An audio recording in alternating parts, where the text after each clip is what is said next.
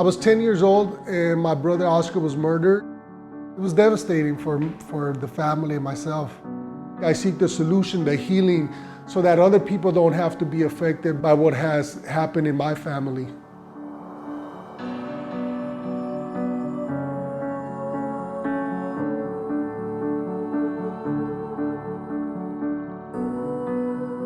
My oldest son, Terrell, was murdered at a party on the west side of LA.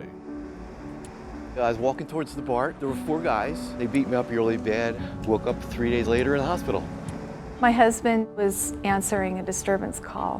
One of them shot him 7 times, and he died at the scene. A car came up behind us and charged. I flew up in the air a few feet, landed on my head.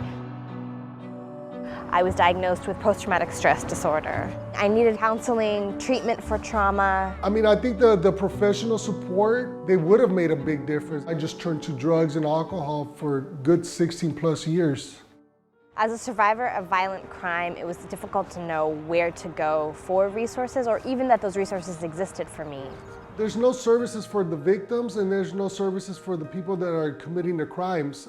And there's no services for either one to heal, so the cycle just continues.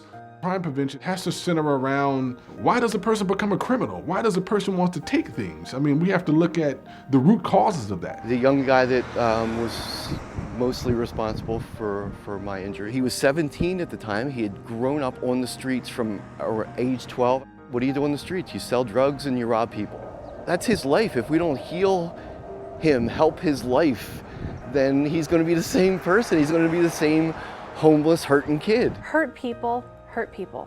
I don't think that the men who hurt me will change if they're in prison. The way that our criminal justice system is set up. All I've seen from prisons are people go in and they come out better criminals. You know, we spend billions of dollars in California on our current prison system with very little success. If we take a fraction of that amount of money and invest it in intervention programs and prevention programs, we can prevent an immense amount of problems. So what if we had those services available years and years ago? Would my husband still be alive? Maybe I wouldn't have gone through this. On August 18th of 2012, my other brother was murdered. 2 brothers, both being shot. I made the conscious decision that I wanted to be a part of the solution. I joined Survivors for Safety and Justice because I finally found an organization who really represented what I think needs to be changed about our criminal justice system. You know, there's these moments where I feel emptiness, where I feel sad, where I feel angry. And it's very important to know that I'm not walking this road by myself. It's been great for me. It's kind of feels like my first step back into the world. You know, my therapy, in a sense, has been each time I get to tell the story. When we're together, we are powerful. Legislators pay attention to us. We need to say to them, this is what we want. This is what our communities need. It's really important that survivors speak up and come together.